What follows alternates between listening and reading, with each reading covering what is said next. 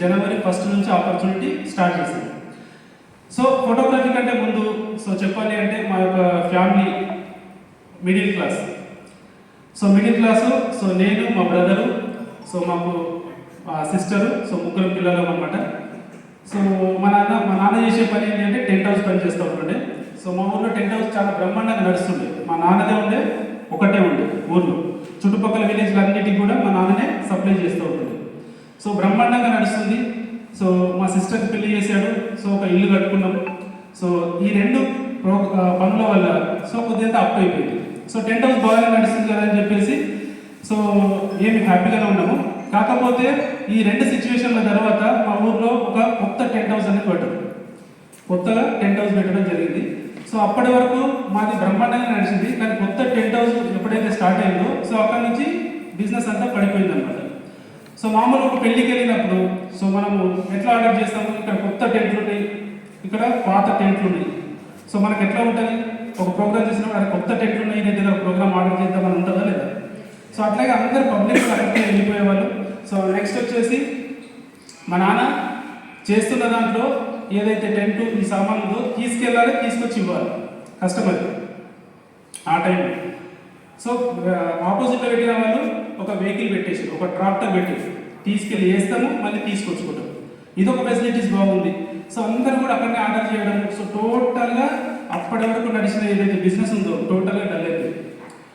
So ఆ టైంలో మా నాన్నకి అదొకటే పని వచ్చి ఇంకే పని రాదు. సో ఆ సిచ్యువేషన్లో అప్పు పెరిగిపోయింది. సో ఇక్కడ బిజినెస్ నడవట్లేదు. సో అట్లాంటి సిచ్యువేషన్లో సో మా నాన్న దగ్గరలో ఉన్న ఒక కంపెనీలో సో కడులు పోతడానికి కూడా వెళ్ళిన సందర్భాలు ఉండేవి. సో అప్పటి వరకు మంచిగా ఒక మంచి పేరు, ఊర్లో పెద్ద మనిషి, ఆ సంఘంలో పెద్ద మనిషి, అలాంటి పేరున్న వ్యక్తి, డబ్బులకు ప్రాబ్లం లేని వ్యక్తి. సో కడులు పోతాల్సిన టైం కూడా ఏర్పడింది. అంటే ఇది ఎందుకు చెప్తున్నా అంటే సిచ్యువేషన్ ఎప్పుడూ ఒకేలా ఉండదు. ఈ రోజు ఉన్న సిచ్యువేషన్ ఇలాగే ఉంటుంది, ఇలాగే మనం హ్యాపీగా ఉంటాం అనేది లైఫ్ టైం మనం ఊహించలేదు. సో ఎప్పుడు ఏ క్షణమైన పరిస్థితులు తారుమారు కావచ్చు. సో కాబట్టి ఇప్పుడు మనం చూపించే ఆపర్చునిటీ సో ఎందుకు చేయాలి అనేది ఇంపార్టెంట్. సో ఈ సిచ్యువేషన్ నుంచి మేము వచ్చినాము. సో నేను ఫోటోగ్రఫీలోకి రావడానికి ముఖ్య కారణం ఏంటంటే డబ్బులు లేకపోవడం. సో చదువుకుందాము అని చెప్పేసి ఇంటర్మీడియట్కి వెళ్ళాము. సో ఇంటర్మీడియట్లో చదవడానికి వెళ్ళినప్పుడు సో అక్కడ కూడా ప్రైవేట్ కాలేజీ డబ్బులు కట్టాలి. సో డబ్బులకు ప్రాబ్లం ఉండేది. సో అట్లా అని చెప్పేసి ప్రైవేట్ కాలేజీలోకి వెళ్ళిన నేను మళ్ళీ గవర్నమెంట్ కాలేజీలోకి వచ్చేసి ఇంటర్మీడియట్ కంప్లీట్ చేసుకున్నా, ఎంపీసీ సబ్జెక్ట్. సో కంప్లీట్ చేసుకున్న 2 years కంప్లీట్ అయిపోయింది. సో నెక్స్ట్ డిగ్రీకి వెళ్ళాలి. డిగ్రీకి వెళ్ళాలి అంటే మళ్ళీ 3 years. మళ్ళీ మా ఊర్లో దగ్గరలో డిగ్రీ కాలేజ్ అంటే ప్రైవేట్ కాలేజ్ ఉంది. సో అక్కడికి వెళ్ళి వర్క్ చదువుకోవాలి, డబ్బులు కావాలి. సో డబ్బులు లేవు. ఏదైనా పని చేసుకుంటూ డిగ్రీ కంప్లీట్ చేద్దాం సో అనుకున్న తర్వాత ఇంటర్మీడియట్లో ఎంపీసీ, డిగ్రీకి వెళ్ళిన తర్వాత సో ఎంపీసీకి రిలేటెడ్ ఉన్న సబ్జెక్ట్ తీసుకుంటే సో రెగ్యులర్గా వెళ్ళాలి. చివరిలో రాసి పాస్ అవ్వాలంటే బీఏ తీసుకోవాలని చెప్పేసి కొంతమంది సజెషన్ చేశారు. సో అట్లా అని చెప్పేసి నేను బీఏ తీసుకున్నాను, చదివి పాస్ అవ్వచ్చు అని చెప్పేసి.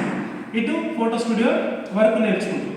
సో ఈ ప్రాసెస్లో ఫోటో స్టూడియో వర్క్ అనేది స్టార్ట్ అయిపోయింది. సో ఇప్పుడు ఇక్కడ చూస్తే డబ్బు లేకపోవడం వల్ల ఇది జరిగింది. సో నాకు మా ఇంట్లో సిచ్యువేషన్ ప్రకారం డబ్బు సంపాదించాలని కోరిక ఉంది. సో అట్లా అని చెప్పేసి రీల్ కెమెరా ఉన్నప్పుడు నేను ఫోటోగ్రఫీలోకి ఎంటర్ అయ్యాను. రీల్ కెమెరా ఉన్నప్పుడు సో మా ఊర్లో ఒక వెడ్డింగ్ జరిగింది. నేను రీల్ కెమెరాలో వర్క్ చేసేటప్పుడు ఒక వెడ్డింగ్ జరిగింది. సో ఆ వెడ్డింగ్లో వచ్చేసి సిటీ నుంచి ఫోటోగ్రాఫర్స్ వచ్చారు. వాళ్ళు వచ్చి ఏం చేస్తున్నారంటే ఫొటోస్ తీస్తున్నారు. అండ్ ది స్పాట్లో వాళ్ళు కెమెరాలు చూస్తున్నారు. బాగా వస్తే ఓకే, లేకపోతే డిలీట్ చేసి ఇంకొక ఫోటో తీస్తున్నారు. అప్పటి వరకు మనకు అట్లాంటి ఫోటో కెమెరా గురించి మనకు తెలియదు.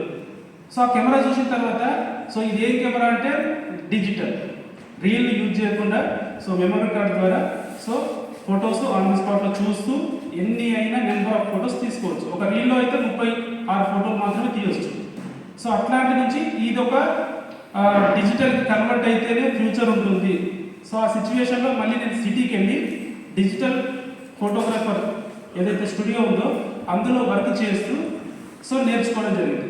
సో అట్లా నేను ఒక 6 months వర్క్ చేశాను.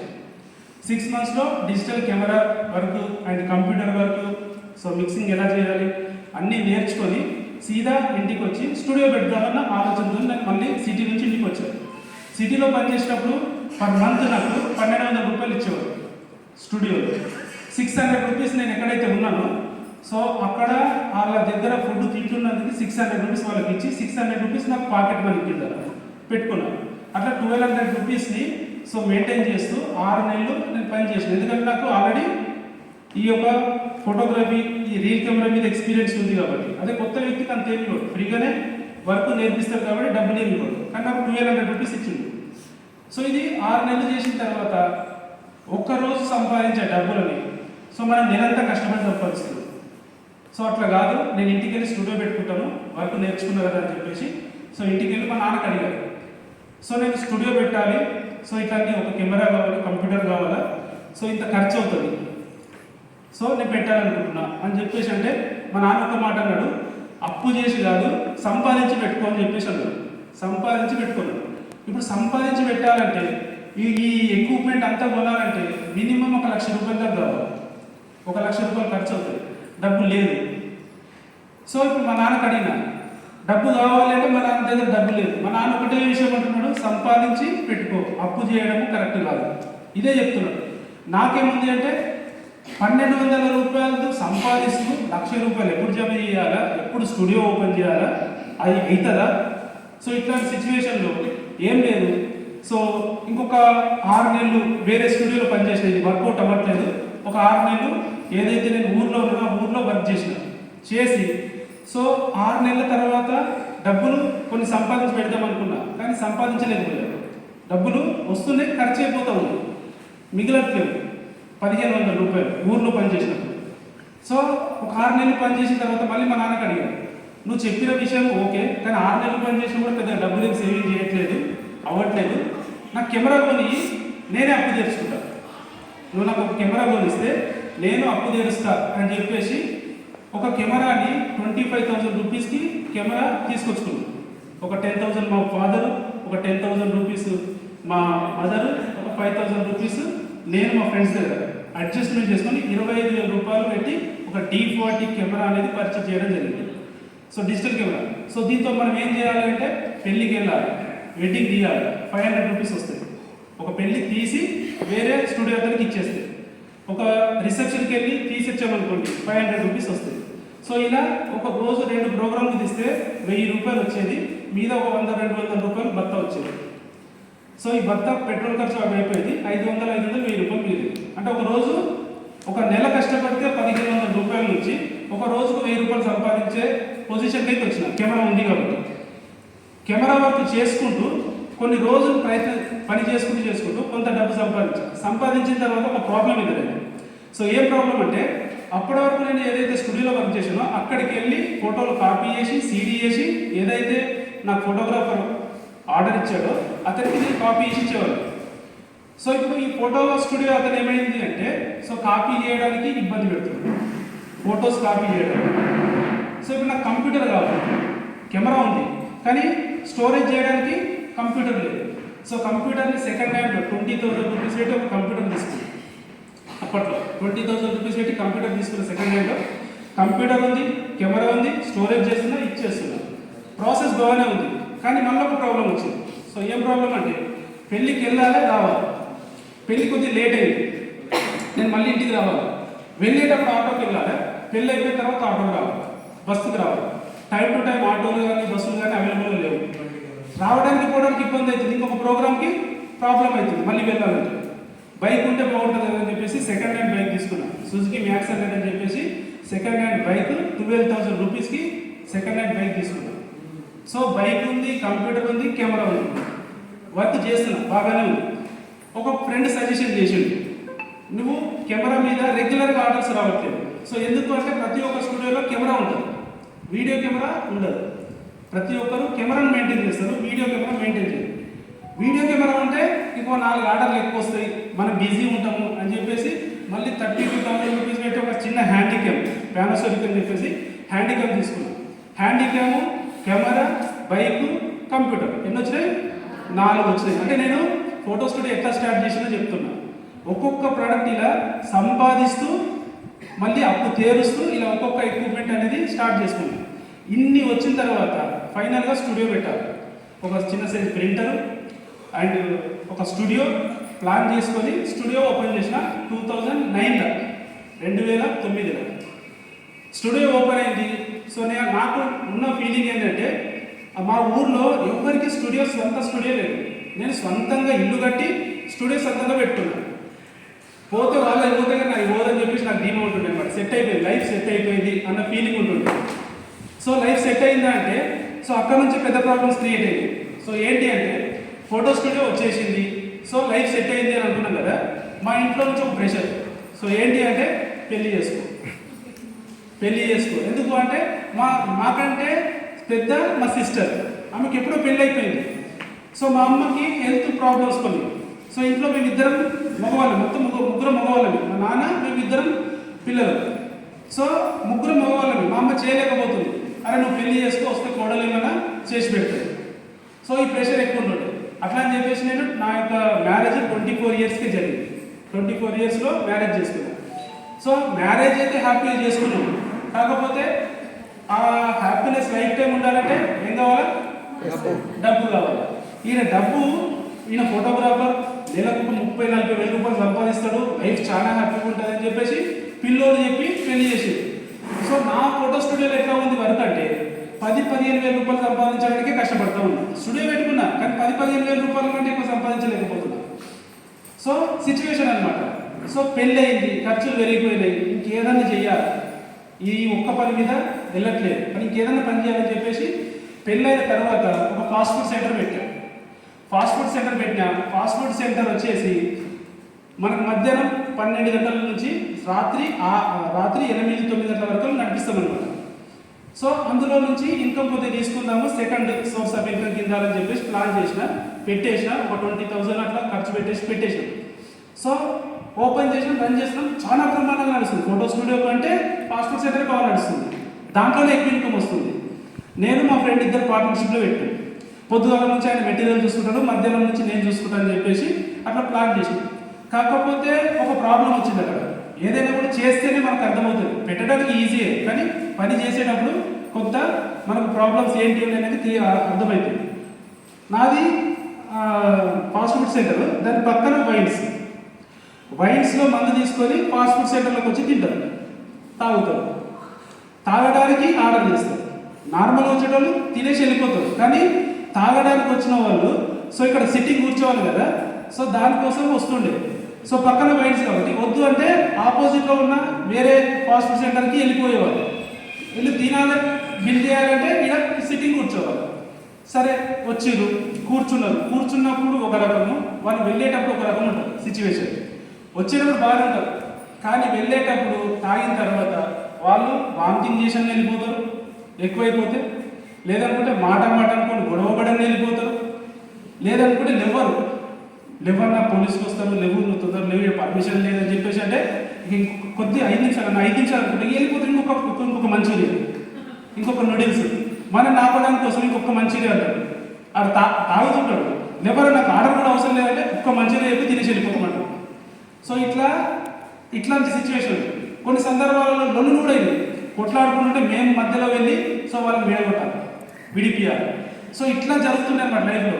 అరే బాగానే ఉంది, డబ్బులు అయితే బాగానే వస్తున్నాయి, కాకపోతే ఈ సిచ్యువేషన్ అయితే అంత బాగలేదు అని చెప్పేసి ఈ కారణం చేత ఫాస్ట్ ఫుడ్ సెంటర్ని తీసేసాం. సో మళ్ళీ ఫోటో స్టూడియో ఒకటే అయింది. మళ్ళీ ఏం చేయాలి అనేటప్పుడు స్టూడియోలో కూర్చొని ఆలోచన చేస్తున్న ఒక పర్సన్ వచ్చిండు, అన్నోన్ పర్సన్ వచ్చి సార్ మీ ఊర్లో ఎల్ఐసి ఏజెంట్గా ఒక వ్యక్తికి అవకాశం ఉంది, మీకు తెలిసిన ఎవరైనా ఉంటే చెప్పండి సార్, వాళ్ళకి మనము ఆపర్చునిటీ చెప్తామని. ఎల్ఐసి ఏజెంట్ వచ్చింది, డిఓ డెవలప్మెంట్ ఆఫీసర్ వచ్చిండు. అచ్చా ఏముంటుంది సార్, ఏంటి ప్రాఫిట్ ఏముంటుంది అందులో పనిచేస్తే అని చెప్పేసి అడిగాడు. సార్ ఏం లేదు సార్, ఒక పాలసీ కడితే 30% ప్రాఫిట్ వస్తుంది.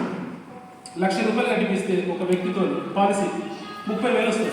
10,000 కట్టిపించారు అనుకోండి 3,000 రూపాయలు వస్తుంది. సో ఇది చెప్పిండు. సో బాగుంది. సో ఏం చేయాలి మరి, ఇందులో నేను జాయినింగ్ కావాలంటే ఏం చేయాలంటే ఏం లేదు సార్, ఒక బుక్ ఉంది, ఆ బుక్లో ఒక 100 క్వశ్చన్స్ ఉంటాయి. ఆ 100 క్వశ్చన్స్ మీరు చదవండి, ఒక ఎగ్జామ్ ఉంటుంది, ఎగ్జామ్లో మీరు అటెంప్ట్ చేయండి, 25 మార్క్స్ వచ్చిందంటే సో మీరు పాస్ అయిపోతారు, సో మీకు ఏజెంట్ వస్తుంది. సో ఇది మనకు చెప్పిండు అనమాట. సైలెంట్లో పెట్టాడు ఒకవేళ ఫోన్లో ఏమైనా వస్తే. సో ఏజెంట్గా ఇది కావాలని చెప్పిండు. సరే బాగుంది, డబ్బులు ఏమైనా కట్టాలి, ఏమీ లేదు, ఫ్రీ ఆపర్చునిటీ. సో వెళ్ళిపోయినా, ఎగ్జామ్ రాసిన, పాస్ అయినా ఏజెంట్ కోడ్ వచ్చింది. ఇప్పుడు నేను ఏం చేయాలి నెక్స్ట్? సార్ వాళ్ళు మీటింగ్ అడిగి రమ్మన్నారు. ఇక్కడ గజ్వేల్లో మీటింగ్ ఉంటుంది. అక్కడ పాలసీల గురించి చెప్పాడు. ఇగో ఇవన్నీ మన పాలసీలో ఒక బుక్ ఇచ్చింది. ఇన్ని పాలసీలు ఉంటాయి, ఏ వ్యక్తికి ఏ పాలసీ ఇవ్వాలో సో అందులో క్లియర్గా రాసి ఉంటుంది. సో దాని గురించి ట్రైనింగ్స్ కూడా ఉంటాయి. సో కొత్త పాలసీలు వస్తే కూడా వాటి గురించి మన ట్రైనింగ్స్ ఉంటాయి, మనం వెళ్ళాలి, నేర్చుకోవాలి. సో వీటిని మనం ఎదుటి వ్యక్తికి ఎక్స్ప్లెయిన్ చేయాలి. చేసిన తర్వాత పాలసీ వచ్చిందనుకోండి, అందులో పాలసీ కట్టిన దాంట్లో నుంచి పర్సెంటేజ్ వస్తుంది. సో బాగానే ఉంది. ఫోటో స్టూడియో ప్లస్ పాలసీ చేయొచ్చా లేదా? స్టార్ట్ చేసి ఒక్కొక్క వ్యక్తికి కలిసిన. సో 10,000 పాలసీని నేను పెట్టుకున్నాను. ఒక 8 మందితో కట్టించాను. చాలా మంది చెప్పిన 8 మంది కట్టారు. 80,000 రూపాయల పాలసీలు కట్టించాను ఒక సంవత్సరంలో. కాకపోతే సంవత్సరంలో టార్గెట్ ఏంటంటే 1,00,000 రూపాయలు చేయాలి. 1,00,000 రూపాయల టార్గెట్కి రీచ్ అయితే agent code activate next year కూడా ఉంటుంది. సో ఏమైంది? 80,000 రూపాయలు కట్టించిన 1,00,000 రూపాయలు రీచ్ అవ్వలేదు. డీయాక్టివేట్ అయిపోయింది కోడ్. సో ఒక సంవత్సరం తర్వాత ఎల్ఐసి బంద్ అయిపోయింది.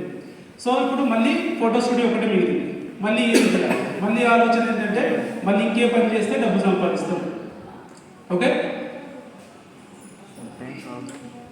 సో ఏం చేస్తే డబ్బు సంపాదిస్తాము అనే దగ్గర మళ్ళీ ఆలోచన చేయడం స్టార్ట్ చేసిన. ఒక బ్రహ్మాండమైన ఆలోచన వచ్చింది. సో ఆలోచన ఏంటి అంటే, మా ఊరు చుట్టుపక్కల, మేముండే ఈ ఊరు చుట్టుపక్కల ఒక స్కీమ్ నడుస్తూ ఉంది. సో ఆ స్కీమ్ ఏంటి అంటే, మామూలుగా వీక్లీ డ్రా, వారం రోజులకి ఒక డ్రా లెక్కల వీక్లీ డ్రా తీస్తారనమాట. సో ఆ డ్రా సిస్టమ్ అనేది ఆ చుట్టుపక్కల నడుస్తూ ఉంది. సో మీకు ఐడియా ఉందా? ఎప్పుడైనా ఇట్లా డబ్బులు కడితే లక్కీ డ్రాలో మీకు కార్ వస్తుంది, బండి వస్తుంది, లేదనుకుంటే ఫ్రిడ్జ్ వస్తుంది, ఇలాంటి స్కీమ్లు ఏమైనా నడిచినాయా? విన్నారు ఎప్పుడైనా మీరు? విన్నారా? కొంతమందికి తెలిసినట్టుంది. అట్లాంటిది ఒక స్కీమ్ అక్కడ నడుస్తుంటే చాలా అబ్జర్వ్ చేసిన. అసలు వీళ్ళు కార్ ఎట్లా ఇస్తున్నాడు, బైక్ ఎట్లా ఇస్తున్నాడు, సో ఇవన్నీ ఎట్లా ఇస్తున్నాడు అని చెప్పేసి అబ్జర్వ్ చేసి, సో నేను కూడా ప్లాన్ చేసిన. ఏం చేసిన అంటే, ఒక ప్రెస్టీజ్ కంపెనీ డీలర్ దగ్గరికి వెళ్ళిన. అన్న, మీ దగ్గర నాకు ఒక ఎలక్ట్రిక్ స్టవ్, రెండవది రైస్ కుక్కర్, సో మూడవది వచ్చేసి mixie, prestige, only prestige company 3 తీసుకున్నా. ఈ 3 ప్రైస్ ఎంత? మార్కెట్లో 3,200 రూపాయలు, 3,300 రూపాయలు ఇలా ఉంది రేటు. మార్కెట్లో కొనాలంటే ఇదే ఐటము నాకు ఒక 1,000 ఆర్డర్ కావాలి. ఈ ప్రొడక్ట్స్ అన్ని బల్క్లో 1,000 కావాలి. ఎంతకి ఇస్తావు లాస్ట్ ప్రైస్ అని చెప్పేసి మాట్లాడినా. ఆయన 16 to 1700లో ఒక్కొక్కటి వస్తుందని చెప్పేసి అన్నారు. సో బాగుంది, మాట్లాడుకున్నా ఆయనతో. నాకు ఒక 2,000 ప్రొడక్ట్స్ కావాలా, ఎన్ని కావాలో నేను చెప్తాను బల్క్లో, కాకపోతే నాకు 2,000 ప్రొడక్ట్లు కావాలని చెప్పేసి 2,000 టికెట్స్. సో నేను అదృష్టలక్ష్మి ఎంటర్ప్రైజెస్ అని చెప్పేసి మహాశివరాత్రి నాడు ఓపెన్ చేద్దామని ఒక స్కీమ్ స్టార్ట్ చేసిన. సో దాని స్కీమ్ యొక్క కాన్సెప్ట్ చెప్తా. 500 రూపాయలు ఫస్ట్ వీక్ కట్టాలి, సెకండ్ వీక్ 500 కట్టాలి, థర్డ్ వీక్ 600 కట్టాలి, ఫోర్త్ వీక్ 600 కట్టాలి. ఓవరాల్ ఎంత కట్టాలా? 4 వారాలలో 2,200 కట్టాలి.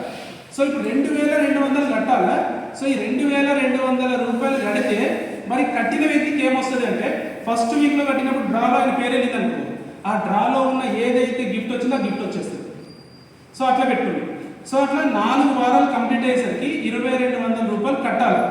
సో ఎంతమందికి వస్తుంది అంటే, ఫస్ట్ వీక్లో ఒక 5 మెంబర్స్కి, సెకండ్ వీక్లో ఒక 5 మెంబర్స్, థర్డ్ వీక్లో 5 మెంబర్స్, ఫోర్త్ వీక్లో 5 మెంబర్స్, 20 మెంబర్స్కి లక్కీ డ్రాలో ఎంట్రీ వస్తుంది. ఎంతమంది? 2,000 మంది.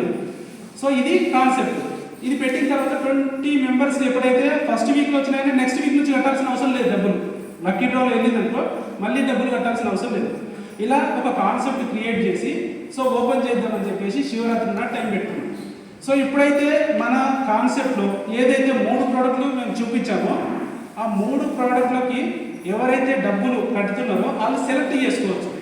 వాళ్ళకి మిక్సీ కావాలా, రైస్ కుక్కర్ కావాలా, ఎలక్ట్రిక్ స్టవ్ కావాలా, ప్రెస్టీజ్. ఈ 3 వాళ్ళకి ఆప్షన్ కూడా ఉంది. ఒకవేళ మీకు 4 నెలలు కట్టిరు, మీకు ఏ గిఫ్ట్ రాకపోతే ఈ 3 ఏ గిఫ్ట్ కావాలో ముందే సెలెక్ట్ చేసుకుని కట్టండి. నేను ఎందుకంటే అదే ఆర్డర్ ఇస్తాను. 2,000 ప్రోడక్ట్లు ఆర్డర్ ఇవ్వాలి.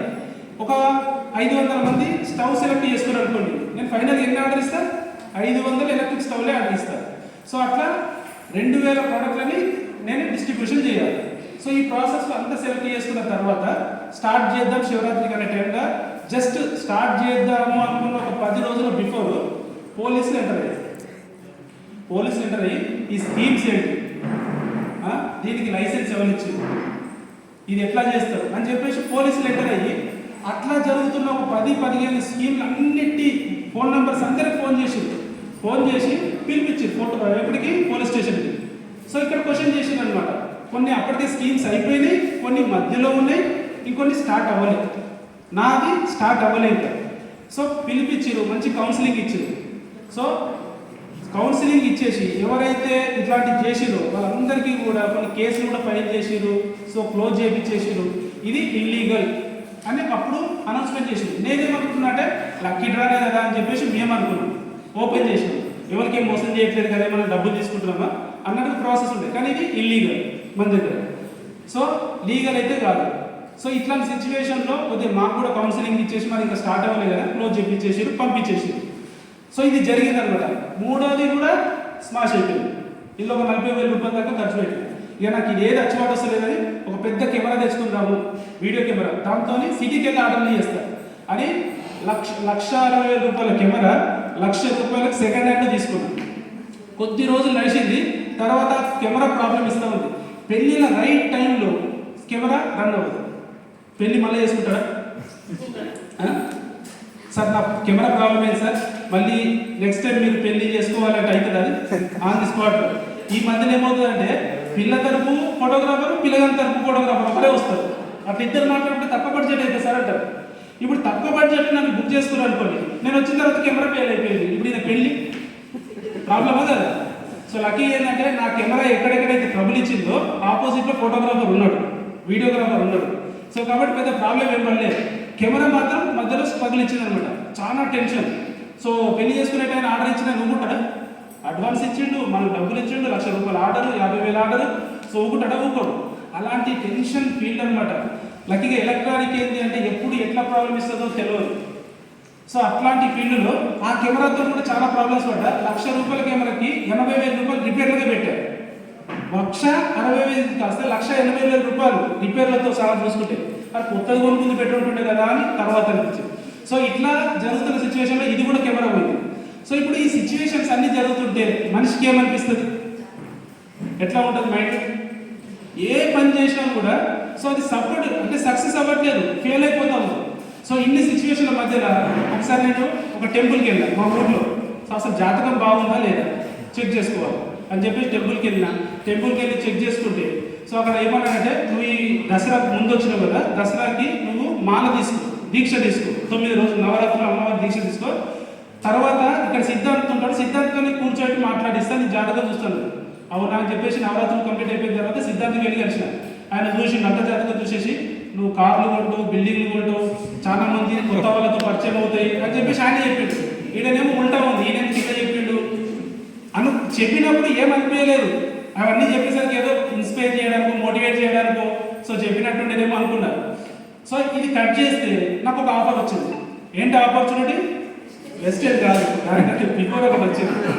సో అదేంటి అంటే కెమెరామెన్గా సో నాకు సో మా అల్లుడు అనమాట, మా ఊర్లో ఉంటాడు.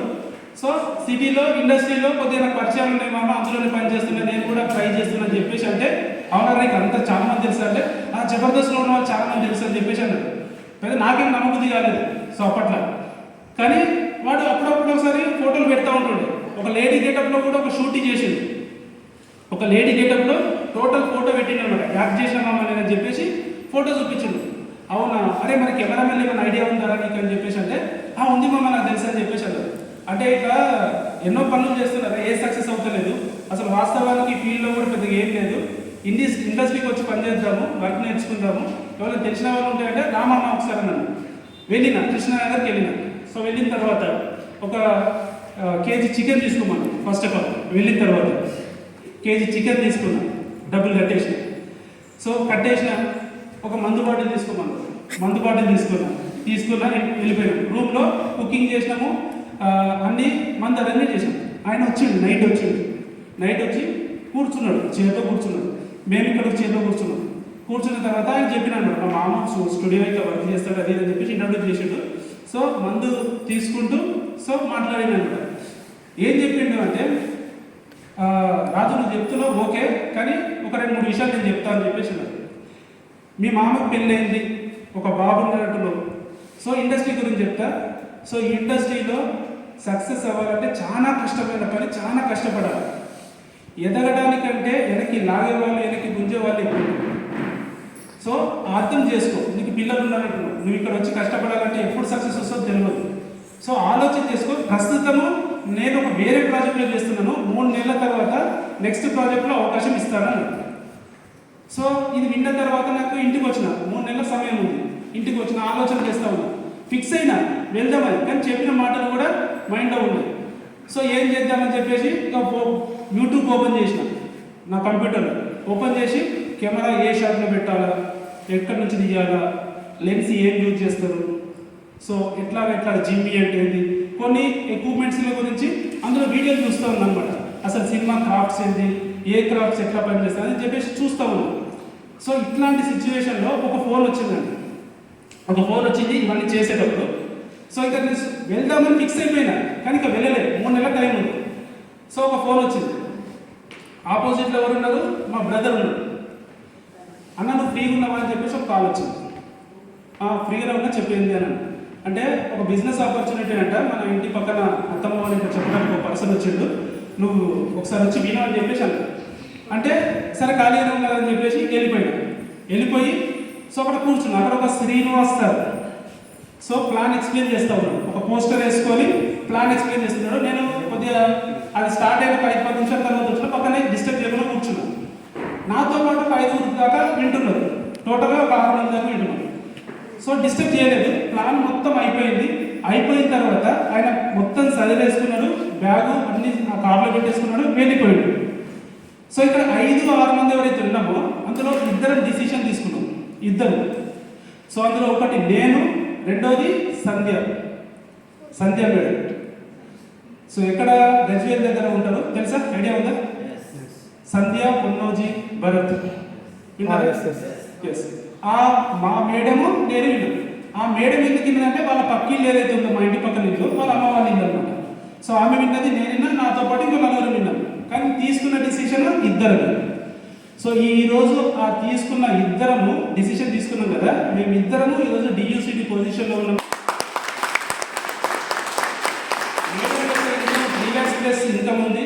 సో నా యొక్క హైయెస్ట్ ఇన్కమ్ వచ్చేసి 10 lakhsకి రీచ్ అయింది. సో అవకాశాలు అనేది మనకు రకరకాలుగా వస్తాయి, కానీ సో దాన్ని మనం ఎట్లా ఉపయోగించుకున్నాము అనే దాన్ని బట్టే రిజల్ట్ ఉంటుంది. సో వెస్టీజ్ ఆపర్చునిటీ నాకు 2018లో వచ్చింది. వచ్చినప్పుడు నాకు నెట్వర్క్ మార్కెటింగ్ అంటే ఏంటో తెలియదు, ఏమీ తెలియదు. అవకాశం వచ్చింది, డబ్బు పెట్టుబడి లేదు. ఫస్ట్ వన్ నాకేం అర్థమైంది చెప్తున్నాను, డబ్బులు పెట్టుబడి పెట్టాల్సిన అవసరం లేదు. రెండవది ఒకరి కింద వెళ్ళి పని చేయాల్సిన అవసరం లేదు, అంటే టైం ఇదే టైంలో చేయాలని రూల్ ఏం లేదు. మూడవది ఎక్కడైనా చేయొచ్చు, ఇక్కడే చేయాలని ఏం లేదు, మీరు ఎక్కడైనా ఈ ఆపర్చునిటీ చేయొచ్చు. సో అండ్ ఇంట్లో వాడుకునే వస్తువుల ద్వారా అవకాశం ఉంది. ఏదో టీవీ కొనుక్కోండి, ఫ్రిడ్జ్ కొనుక్కోండి, బైక్ కొనుక్కోండి ఇలాంటివి చెప్పట్లేదు, మీకు ఇంట్లో వాడుకునే వస్తువుల ద్వారా స్టార్ట్ చేయొచ్చు. సో ఇంత మంచి ఆపర్చునిటీ, ఇందులో మీరు ఎంతైనా సంపాదించవచ్చు, మీ డ్రీమ్స్ అన్నీ ఫుల్ఫిల్ అవుతాయి. సో మైండ్లో బాగా కనెక్ట్ అయింది. నాకు ఫస్ట్ నుంచి ఏముంది అంటే డబ్బు సంపాదించాలనే ఉంది. సంపాదించడానికి చాలా రకాల పనులు చేసినాం, కానీ ఇవి సక్సెస్ ఇవ్వలేదు. ఇది ఒక ప్రయత్నం చేద్దాం, కానీ కష్టపడడంలో మాత్రం నేను సీరియస్గా కష్టపడతాను. టైంపాస్కి ఏం చేస్తా, సీరియస్గా పని చేస్తాను. కానీ సో సామెత ఉంటుంది కదా, అదృష్టం బాగాలేకపోతే అరటిపండు తిన్నా పని తిరిగింది అన్నట్టుగా, మనం చేసే పనులు కరెక్ట్గానే చేసినాం, కానీ అక్కడ రిజల్ట్స్ రాలేదు. సో అలాగే ఈ పనిలో కూడా సో 3 రోజులు వెస్టేజ్ అంటే ఏంటి, ఏం చేయాలి, ప్లాన్ ఏంటి, చెప్పిన వ్యక్తి చెప్పిపోయింది. వెస్టేజ్లో ప్లాన్ అప్పటి వరకు నాకు ఫోకస్ అంతా ఫోటోగ్రఫీ మీదకి వెళ్ళి డైరెక్ట్ మళ్ళీ వెస్టేజ్ మీదకి వచ్చింది. వెస్టేజ్ అంటే టైప్ చేసిన, వెస్టేజ్ ప్లాన్ కొడితే తెలుగులో ఒక్క ప్లాన్ లేదు, ఒక్క ప్లాన్ కూడా తెలుగులో వస్తలేదు. సెర్చ్ చేసి అంతా హిందీలో ఉన్నాయి. సరే ఫోన్లో అని చెప్పేసి 4-5 ప్లాన్లు హిందీలో విన్నా. ఈయన ఏదైతే చెప్పిండో అదే చెప్తున్నారు అక్కడ కూడా. 4-5 ప్లాన్లు విన్న తర్వాత ఒక ప్రోగ్రామ్ వచ్చింది, తెలుగులో కనబడింది. సో అది వెస్టేజ్ ప్లాన్ కాదు, CNT, సెల్యులర్ నరిష్మెంట్ థెరపీ అని చెప్పేసి రాజు మన అంబాసిడర్లో ఒకరు ఉంటారు, రాజన్ సారు అది తెలుగులో ఎక్స్ప్లెయిన్ చేస్తున్నారు కంపెనీ యొక్క మార్కెటింగ్ ప్లాను ప్లస్ ప్రొడక్ట్స్ గురించి. సో అది నేను ఒక 4-5 సార్లు విన్నా, క్లారిటీకి అర్థమైపోయింది. సో అర్థమైందా, సో నేను ఫోన్ చేసిన శ్రీనివాస్ సార్. ఎప్పుడు నాకు ఆపర్చునిటీ చెప్పేసి వెళ్ళిపోయింది, ఆయన ఆపర్చునిటీ ఇవ్వలేదు. నేను వాళ్ళ బొమ్మారి దగ్గరికి వెళ్ళి, అరే మీ బావా ప్లాన్ అయితే చెప్పింది కానీ వెళ్ళిపోయాడు, ఫోన్ నెంబర్ లేదు, ఎట్లా జాయిన్ అవ్వాలి తెలియదు, ఏం చెప్పలేదు ఇంద్ర అని చెప్పేసి మళ్ళీ ఆయన దగ్గర ఫోన్ నెంబర్ తీసుకొని నేను ఫోన్ చేసిన. సార్ నేను ఇట్లా వర్గల్ నుంచి అశోక్ మాట్లాడుతున్నాను, నేను ఫోటోగ్రాఫర్ని. మొన్న మీరు ప్లాన్ చెప్పినట్టు విన్నా, బాగా అనిపించింది, నేను డిసిషన్ తీసుకున్నా చేద్దామని చెప్పేసి. సో నేను ఇప్పుడు జాయిన్ అవ్వాలి, ఎలా జాయిన్ అవ్వాలంటే 2 days తర్వాత నేను అక్కడికి వస్తాను ఊరికి. సో అప్పుడు మీకు మళ్ళీ జాయిన్ చేపిస్తాను. ఎందుకు ఆన్ ది స్పాట్లో జాయిన్ చేయించవచ్చు కదా. ఎందుకు జాయిన్ చేయించలేదంటే అప్పట్లో మొబైల్ ఆపర్చునిటీ లేదు, మొబైల్ ద్వారా జాయినింగ్ చేసే ప్రాసెస్ లేదు. ఒక ఫామ్ నింపి ఆ ఫామ్ని మనం సబ్మిట్ చేయాలి. అని 2 days తర్వాత వస్తాడు. వచ్చిన తర్వాత ఆధార్ కార్డు తీసుకున్నాడు, డీటెయిల్స్ అన్నీ నింపిండు. డీటెయిల్స్ తీసుకొని ఆ పేపర్ మొత్తం తీసుకెళ్ళి సో అక్కడ ఏదైతే షాప్లో మనం సబ్మిట్ చేస్తే అందులో కంప్యూటర్లో ఎంటర్ చేస్తారు ఐడిని. ఎంటర్ చేసిన తర్వాత మనకు ఐడి ఓకే అవుతుంది. సో ఇలా చేసే ప్రాసెస్ అన్నమాట. సో అలా స్టార్ట్ చేసిన తర్వాత December 26, 2017 నాడు నేను ఆపర్చునిటీ మీద సైన్ చేసిన. 2018 January 1 నాడు బిజినెస్ స్టార్ట్ చేసిన. ఇది జర్నీ. వెస్టేజ్లోకి వచ్చేంత వరకు నా జర్నీ. అంటే నా బిఫోర్ ఏం చేసిన, వెస్టేజ్ ఎట్లా స్టార్ట్ అయింది. సో మరి వెస్టేజ్ స్టార్ట్ అయిన తర్వాత సో మరి ఎట్లా సక్సెస్ వచ్చింది, సక్సెస్ కూడా ఎట్లా వచ్చిందో తెలియాలి కదా. సో బిఫోర్ అంతా కష్టపడ్డా. ఇప్పుడు వెస్టేజ్లో ఆపర్చునిటీ తీసుకున్న ప్రతి ఒక్కరు సక్సెస్ అవుతారా కారా? అందరూ అవుతారా? ఎందుకు? కొంతమంది అవుతారు, మిగతా వాళ్ళు ఎందుకు అవ్వట్లేదు? డిసైడ్. ఫస్ట్ మనం ఏదైతే ఆపర్చునిటీ తీసుకున్నామో దాన్ని మనం అర్థం చేసుకోకపోవడము, దాంట్లో ఎలా పని చేయాలో తెలుసుకోకపోవడము, దానిపైన మనకు కాన్ఫిడెన్స్ నమ్మకం లేకపోవడము, సో ఎదుటి వ్యక్తికి చెప్పడానికి భయపడడము. సో ఇలాంటి కొన్ని కారణాల వల్ల సక్సెస్ కాదు, కొంతమంది ఫెయిల్యూర్ అవుతూ ఉన్నారు. మరి సక్సెస్ అవుతున్న వ్యక్తులు ఎట్లా అవుతున్నారంటే ఈ ఆపర్చునిటీ గురించి పర్ఫెక్ట్గా క్లారిటీ వచ్చింది. దీంట్లో తప్ప వేరే దగ్గర ఎక్కడ కూడా సక్సెస్ లేదు అని చెప్పేసి ఫస్ట్ వాళ్ళు డిసైడ్ అయ్యారు. సో డిసైడ్ అయ్యారు, ఏం పని చేయాలో నేర్చుకున్నారు. నేర్చుకున్న పని మీద వాళ్ళు సమయాన్ని ఇన్వెస్ట్మెంట్ చేసారు. సో ఒక 2-3 సంవత్సరాల టైం పీరియడ్ తర్వాత వాళ్ళకు ఒక మంచి సక్సెస్ అనేది స్టార్ట్ అయింది. ఆ సక్సెస్ని 10 మందికి ఇవ్వడం వల్ల, 10 మందికి సక్సెస్ చేయించడం వల్ల ఆ బిజినెస్ అనేది పెరుగుతూ ఈరోజు lakhs of rupees ఇన్కమ్ని క్రియేట్ చేస్తూ ఉంది. సో దీనికి అన్నిటికీ కారణం ఏంటి అంటే టీమ్ వర్క్. మనం చేసేది ఇండివిజువల్ వర్క్ కాదు, టీం వర్క్. ఇప్పుడు ఇండివిజువల్ వర్క్కి టీం వర్క్ డిఫరెంట్ ఏముంటుందంటే, ఒక వ్యక్తి చెస్ ఆడుతున్నాడు, ఆపోజిట్లో ఒక వ్యక్తి ఉన్నాడు, నేను ఇద్దరం పోటాపోటీగా ఆడుతున్నాం. ఎవరు గెలుస్తారు? ఎంతమంది గెలుస్తారు? ఒక్కరే గెలుస్తారు. సో అంటే రైట్ ఏదైతే మూవ్స్ చేశాడో సో అతను గెలవడానికి అవకాశం ఉంటుంది. ఒక్క మిస్టేక్ చేసినా కూడా ఓడిపోవడానికి అవకాశం ఎక్కువ ఉంటుంది. సో ఇప్పుడు ఓడిపోయింది అనుకో, అతను 0 ఇక్కడ ఉన్నాయని గెలిచింది.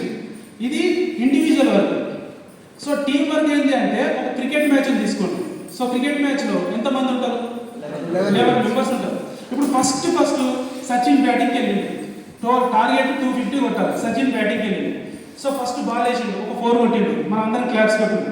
సో సెకండ్ బాల్ వేసిండు, అవుట్ అయిపోయింది. సో ఇండియా ఓడిపోతుందా? ఓడిపోదా? ఎందుకు? నెక్స్ట్ ఇంకొక బ్యాట్స్మెన్ ఉన్నాడు, ఆ బ్యాట్స్మెన్స్ పర్ఫార్మెన్స్ మనం చూడలేదు. సో ఆ బ్యాట్స్మెన్ వచ్చిండు, ఒక 20 runs కొట్టిండు. నెక్స్ట్ ఇంకొక బ్యాట్స్మెన్ వచ్చిండు, 50 కొట్టిండు. ఇంకొక బ్యాట్స్మెన్ వచ్చిండు, సెంచరీ కొట్టిండు. అలా టోటల్ టీమ్ ఆ టార్గెట్కి రీచ్ అవ్వడానికి పనిచేస్తూ ఉంటుంది. అంతే, అందరి యొక్క గోల్ ఏంటంటే ఆ టార్గెట్కి రీచ్ అవ్వాలి, గెలవాలి. సరే గెలిచింది, కప్పు ఇవ్వడానికి వస్తున్నావు. ఇప్పుడు కప్పు ఇచ్చేటప్పుడు నువ్వు 0 కొట్టినావు కదా, నువ్వు పక్కకి వెళ్ళిపోంటారా? టీంలో కలుపుకుంటారా లేదా? ఒక రోజు ఇతను పర్ఫామ్ చేస్తాడు, ఒక రోజు ఇంకొక పర్సన్ పర్ఫార్మెన్స్ చేస్తాడు. అన్నిసార్లు ఒకే పర్సన్ పర్ఫార్మెన్స్ చేయగలుగుతాడా? చేయలేదు. సో కాబట్టి టీంలో ఉన్న బలం ఏంటంటే, మనం ఈరోజు చేస్తున్న పని ఏదైనా సరే, బయట మీరు ఏ బిజినెస్ కావచ్చు, ఏ జాబ్ కావచ్చు, ఏదైనా తీసుకోండి, మనం పని చేయకపోతే డబ్బులు వస్తాయా? జాబ్లో ఎక్కడైనా వస్తాయా? ఏ జాబ్ అయినా సరే, 10 సంవత్సరాల ఎక్స్పీరియన్స్ ఉంది, పని చేయకపోతే డబ్బులు ఇస్తాడా? ఇవ్వడు కదా. 100% ఫుల్ క్లారిటీ ఉందా ఇందులో? వస్తుంది అనే వాళ్ళు ఎవరైనా చేయలేవటండి? ఓకే, అంటే అందరికీ తెలుసు పని చేయకపోతే డబ్బు రాదు, క్లారిటీ. రెండవది బిజినెస్లో తీసుకుందాం. ఏదైనా ఒక బట్టల షాపే కావచ్చు, ఒక ఎలక్ట్రిక్ ప్రోడక్ట్స్ ఏమైనా అమ్మేదే కావచ్చు, లేదంటే ఒక హార్డ్వేర్ సెంటరే కావచ్చు, ఒక ఫోటోగ్రాఫరే కావచ్చు, ఒక ఎలక్ట్రీషియన్ కావచ్చు, ఏదైనా సరే సెల్ఫ్ ఎంప్లాయ్మెంట్ చేసే పని, ఏదైనా సొంతంగా ఏదైనా షాప్ పెట్టుకొని చేసే వ్యక్తి. సో ఈ పనులను ఒకసారి గమనించండి. సో ఈ పనులలో చేసే వ్యక్తులు కూడా ఒకవేళ షాప్ ఓపెన్ చేయకపోతే డబ్బులు వచ్చే అవకాశం ఉందా? ఉందా? లేదు కదా, 100%. షాప్ ఓపెన్ చేయకపోతే డబ్బు రాదు. ఇప్పుడు మనము 95% పీపుల్స్ ఈ రెండిట్లలోనే పనిచేస్తున్నారు చాలా మంది. సో చాలా మంది ఈ రెండిట్లలో పని చేస్తూ సిచ్యువేషన్ బాగోలేనప్పుడు జీరో అవుతుంది. అప్పటి వరకు సంపాదిస్తారు 10,000, 20,000, 30,000, 50,000 వాళ్ళ సంపాదన వాళ్ళ పనికి తగ్గట్టు వస్తుంది. కానీ పని చెయ్యలేని సిచ్యువేషన్ ఎప్పుడన్నా రావచ్చా? రాదా? వస్తుందా కదా? మనిషి ఎప్పుడు ఇలాగే ఉంటాడా? ఇప్పుడు నేను ఎట్లయితే ఉన్నాను 100 సంవత్సరాలైనా ఇలాగే ఉంటాడా? ఉండలేదు కదా. సో అంటే నా ఏజ్ పెరుగుతున్న కొద్దీ నాలో బాడీలో యాక్టివిటీ అనేది తగ్గిపోతూ ఉంటుంది, పని చేసే ఆ శక్తి నశిస్తూ ఉంటుంది. సో అలాంటి సమయంలో మనం చేస్తున్న పని కూడా జీరో అవ్వడానికి అవకాశం ఉందా లేదా? ఇప్పుడు జాబ్ చేస్తున్న పర్సన్కి 100 సంవత్సరాల వరకు జాబ్ చేస్తారా? 60 సంవత్సరాలకు రిటైర్మెంట్ అని పెట్టారు కదా. సో ఎందుకు రిటైర్మెంట్ స్టేజ్ ఇచ్చారు? 60 సంవత్సరాల తర్వాత అతను పని చేయలేడు. రెండవది, అతనికి ఇచ్చే శాలరీలో ఇంకో 3 పని చేయగలుగుతారు యాక్టివ్గా. ఇతను చేయని పనిని 3 వ్యక్తులు చేయగలుగుతారు. సో కాబట్టి ఇతన్ని తీసేస్తే అక్కడ 3ని రీప్లేస్మెంట్ చేయొచ్చు సేమ్ శాలరీ. సో వాళ్ళ యొక్క కాన్సెప్ట్ డిఫరెంట్గా ఉంటుంది. సో కాబట్టి ఇక్కడ మన పని పోవడానికి ఏదో ఒక సందర్భంలో అవకాశం అయితే ఉంది. సో ఇప్పుడు పని పోయినప్పుడు అట్లా ఒక ఏజ్ తర్వాత వచ్చింది సిచ్యువేషన్ అంటే ఓకే. కానీ దారిలో వెళ్ళేటప్పుడు జరగడానికి ఏమైనా జరిగింది అనుకోండి, సో అప్పుడు సిచ్యువేషన్ ఏంటి? అప్పటి వరకు ఫ్యామిలీకి ఎవరైతే సపోర్టెడ్గా ఉన్నారో, ఆ ఫ్యామిలీ హెడ్ ఉన్నారో, ఆ ఫ్యామిలీ హెడ్కి ఏదైనా జరిగింది అనుకోండి, నెక్స్ట్ డే నుంచి ఇన్కమ్ ఎట్లా వస్తుంది? ఒకసారి ఆలోచన చేయండి. వస్తుందా ఇన్కమ్? Zero, 100% zero. మరి ఇంత క్లారిటీ ఉన్న తర్వాత మరి వెస్టేజ్ ఎందుకు చెయ్యాలి అన్న ఒక నిర్ణయం తీసుకోవచ్చా లేదా? తీసుకోవచ్చా? చాలా మంది చేసేది ఏంటంటే వెస్టేజ్ గురించి చెప్పడానికి వెళ్ళినామా, లేదంటే ఒక ఫోన్ చేసినామా, నేను కలవాలనుంది, ఒక మంచి ఆఫర్, చైన్ సిస్టమా అంటారు. చైన్ సిస్టమా అని అంటారు. మనుషులను జాయిన్ చేపియాలా, డబ్బులు కట్టాలా, డబ్బులు కట్టిపియాలా, వాళ్ళ నుంచి ఇదే క్వశ్చన్ వస్తుంది. ఎందుకు? వాళ్ళకి ఏదో ఒక ఎక్స్పీరియన్స్ అయ్యింది, ఏదో ఒక దాంట్లో వాళ్ళు డబ్బులు పెట్టి మోసపోవడం జరిగింది, లేదనుకుంటే వాళ్ళకి అవసరం లేని ప్రోడక్ట్ని వేరే వాళ్ళు ఎవరో పంటగట్టిపోయారు, సో దాంట్లో ఎక్స్పీరియన్స్ ఉండొచ్చు. లేదు అనుకుంటే వేరే వాళ్ళ ఇంటి పక్కన వాళ్ళు, వాళ్ళ ఇంట్లో ఫ్యామిలీ మెంబర్స్, వాళ్ళ ఫ్రెండ్స్, రిలేషన్స్ ఎవరో ఒకరు మోసపోతే దాన్ని చూసిన వ్యక్తి అమ్మ ఇలాంటివి చేయకూడదని మైండ్ ఫిక్స్ అయిపోయింది. సో ఇలాంటి కారణాల వల్ల చాలామంది నెట్వర్క్ మార్కెటింగ్ అనగానే దూరం వెళ్ళిపోతూ ఉన్నారు. కానీ ఒకటే, భావి తరాల భవిష్యత్తును మార్చే ఏకైక విప్లవాత్మకమైన ఇండస్ట్రీ డైరెక్ట్ సెల్లింగ్.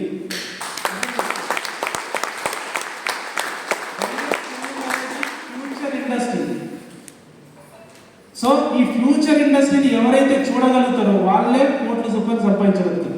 ఒకప్పుడు ఫ్యూచర్ చూసిండు ఒక వ్యక్తి, ఏం చేసిండంటే, సో తను సినిమా ఇండస్ట్రీలో పనిచేసేటప్పుడు సో శోభన్ బాబు గారు ఆయన వచ్చిన ప్రతి రూపాయిని ల్యాండ్ మీద ఇన్వెస్ట్మెంట్ చేసుకుంటూ పోయిండు. ఇంకొంతమందికి సలహాలు కూడా ఇచ్చిండు. కొంతమంది ఈయన సలహాలు తీసుకున్న వ్యక్తులు ల్యాండ్ మీద ఇన్వెస్ట్మెంట్ చేసి ఈరోజు శోభన్ బాబు గురించి చెప్తూ ఉంటారు. సో ఆయన ఈ విధంగా ఆ రోజు మాకు గైడ్ చేయడం వల్ల ఈరోజు నేను ఆస్తిని సంపాదించుకోగలిగిన, ఈ ఫేమ్ ఇప్పటికీ ఉంటుందన్న గ్యారంటీ లేదు, ఒక రోజు మైనస్ అయిపోతే మళ్ళీ మనకి ఇక్కడ నుంచి సపోర్ట్ చేయడానికి వేరేది ఒకటి ఉండాలా అని చెప్పేసి. సో అట్లా ఆయన ఇన్వెస్ట్మెంట్ చేసి ల్యాండ్ మీద. సో ఇదే సిచ్యువేషన్లో మా నాన్న దగ్గర ఎప్పుడైతే డబ్బులు ఎక్కువ ఉన్నాయో కొంతమంది అడిగారు అనమాట, పాపయ్య దగ్గర ఒక దగ్గర జాబ్ ఉంది తీసుకుంటామంటే, మా నాన్న ఏమనుకుంటుందంటే మనం ఏమైనా వ్యవసాయం చేస్తామా అని చెప్పేసి ల్యాండ్ కొనకపోలేదు. కాబట్టి మా నాన్నకు ఆలోచన ఏంటంటే, ఈ రోజు డబ్బులు ఉన్నాయి కొని పెట్టేద్దాం, ఏమవుతుంది, ఫ్యూచర్లో పనికిరాదా, ఫ్యూచర్లో పెరుగుతుంది కదా, ఈ ఆలోచన లేదు. నేను ఇప్పుడు వ్యవసాయం చేస్తానా, నాకు అవసరం అని చెప్పేసి అది ల్యాండ్ కొనలేదు. డబ్బులు ఉన్నా కూడా కొనలేదు. కొంతమంది వ్యక్తులకి డబ్బులు ఇచ్చిండు, మరి అవి వచ్చినాయో రాలేవో, అడగలేదో దేవునికి వెళ్తారు. సో అట్లా మైనస్ అయిపోయింది. సో ఆయన ఫ్యూచర్ని చూసిండు, ల్యాండ్ అనేది ఫ్యూచర్లో పెరుగుతుంది అని చెప్పి ఫ్యూచర్ చూసి కొన్నాడు.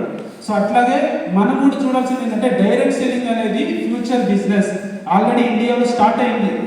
స్టార్ట్ అయ్యి సక్సెస్ఫుల్గా ముందుకెళ్ళిపోతూ ఉంది. సో ఇదే పొజిషన్లో సో మనకు రీసెంట్లీ ఢిల్లీలో ఇండియన్ డైరెక్ట్ సెల్లింగ్ కంపెనీలు ఏవైతే ఉన్నాయో, genuine company, Indian direct selling ఇండస్ట్రీలో ఏవైతే కంపెనీలు జెన్యూన్ కంపెనీలు ఉన్నాయో అందులో పనిచేస్తున్న వ్యక్తులలో సో మహిళా దినోత్సవం నాడు ఆడవాళ్ళకి గుర్తింపు, ఆ కంపెనీలలో పనిచేస్తున్న వ్యక్తులకి గుర్తింపు ఇవ్వడం కోసం కొంతమందిని సెలెక్ట్ చేసిరు అన్ని కంపెనీలలో నుంచి. అందులో వెస్టీజ్ అండ్ విన్నింగ్ టీమ్ ద్వారా సో హైదరాబాద్ నుంచి కూడా మనం 5 మెంబర్స్ వెళ్ళాం. సో అందులో మా మేడం పేరు కూడా రావడం జరిగింది. సో వెళ్ళి ఢిల్లీలో మహిళా దినోత్సవం నాడు అవార్డు తీసుకోవడం జరిగింది. సో హ్యాపీగా life time achievement award direct సెల్లింగ్లో 10,000 మంది మధ్యలో అవార్డు తీసుకోవడం అంటే సో మనము దాచిపెట్టి చేసే కంపెనీ కాదు. డైరెక్ట్ సెల్లింగ్ అనేది దాచిపెట్టి దొంగతనంగా చేసే కంపెనీ కాదు. మనము జెన్యూన్గా చేసే కంపెనీలో ఉన్నాము. జెన్యూన్ కంపెనీలో ఉన్నాం కాబట్టి మనం ధైర్యంగా చేయగలిగాము. సో అయితే ఇక్కడికి వచ్చిన తర్వాత ఈ ఆపర్చునిటీ తీసుకున్న తర్వాత ఏం చేయాలి అనే దాని గురించి మనం గైడెన్స్ ఇస్తూ ఉన్నాం. సో దాన్ని ఫాలో అయిన వాళ్ళు సక్సెస్ అవుతున్నారు, ఫాలో కాని వాళ్ళు ఫెయిల్యూర్ అవుతూ ఉన్నారు. సో కాబట్టి సక్సెస్కి ఒకటే, సిస్టమ్ని ఫాలో అవ్వడమే వెరీ వెరీ ఇంపార్టెంట్. ఒక వ్యక్తి ఉన్నాడు, సో అతనికి బాడీ బిల్డ్ చేయాలని కోరిక వచ్చింది. ఏదో ఒక వ్యక్తిని చూసిండు, బాడీ బిల్డ్ చేయాలనుకున్నాడు, మనసులో థాట్ వచ్చింది. సో అప్పుడు ఏం చేయాలి? జిమ్కి వెళ్ళాలా లేదా? సో జిమ్కి వెళ్ళిండు, ట్రైనర్తో మాట్లాడాడు, వెళ్ళిండు. ఈరోజు పొద్దుగాల నుంచి రాత్రి దాకా ఆపకుండా ఎక్సర్సైజ్ చేసిండు. సో ఇట్లా అంటే బాడీ వస్తుందా? బాడీ పెయిన్స్ వస్తుంది. బాడీ కానీ బాడీ పెయిన్స్ వచ్చేసి రేపటి నుంచి అతను వారం రోజులు బెడ్ పైన పడుకోవాల్సి వచ్చిన సిచ్యువేషన్ ఉంది. అంటే ఒక పనిని చెయ్యాలి, సక్సెస్ నాకు ఈ రోజే రావాలి అని చెప్పేసి ఈ రోజే ఎక్కువ కష్టపడతా అంటే అట్లా చేయకూడదు. పనిలో సక్సెస్ ఎప్పుడు వస్తుంది అంటే కన్సిస్టెన్సీగా చేయడం వల్ల వస్తుంది. Consistency is the key of success. ఇప్పుడు బోరింగ్ ఉందనుకోండి, బోరింగ్ని ఒకసారి ఇట్లా మనము హ్యాండిల్ని కొట్టి 1-2 సార్లు కొట్టాము, వాటర్ వస్తుందా? వస్తుందా? ఒకసారి కొట్టు, 2 సార్లు కొట్టు, రాలేదు. మళ్ళీ కొంచెం ఆగి మళ్ళీ 1-2 సార్లు పంపు కొట్టు, వస్తుంది అట్లా? లేదు. దాన్ని ఆపకుండా 2, 3, 4, 5, 6, 7 ఇట్లా కొడుతుంటే అప్పుడు వాటర్ వస్తుంది. అంటే దట్ ఈస్ కన్సిస్టెన్సీ. మన కంపెనీలో ఎవరైతే కన్సిస్టెన్సీ మీద వర్క్ చేస్తారో, కన్సిస్టెన్సీ అంటే ప్రోడక్ట్ కొనుక్కోవడం 2వ తారీఖు నుంచి 14వ తారీఖు నాడు కొనుక్కున్నా కదా, ఇది కన్సిస్టెన్సీ కాదు. ఇది ప్రోడక్ట్ కొనుక్కోవడంలో కన్సిస్టెన్సీ, కానీ బిజినెస్ని కన్సిస్టెన్సీలో చేయాలి. సో కన్సిస్టెన్సీలో ఎప్పుడైతే చేసిరో, క్రమం తప్పకుండా చేసిరో, ఆ వ్యక్తికి సక్సెస్ వస్తుంది. సో కాబట్టి మనందరం కూడా యాజ్ ఎ లీడర్గా సో ఈ ఆపర్చునిటీ మనందరికీ ఒక అదృష్టం కావచ్చు. మనకు ఎవరైతే ఆపర్చునిటీ ఇచ్చారో వాళ్ళకి బిజినెస్ అర్థమైంది, సో వాళ్ళ ద్వారా మన వరకు వచ్చింది. సో ఒక గ్రేట్ రౌండ్ ఆఫ్ అప్లాస్ మీ ఒక అప్లై.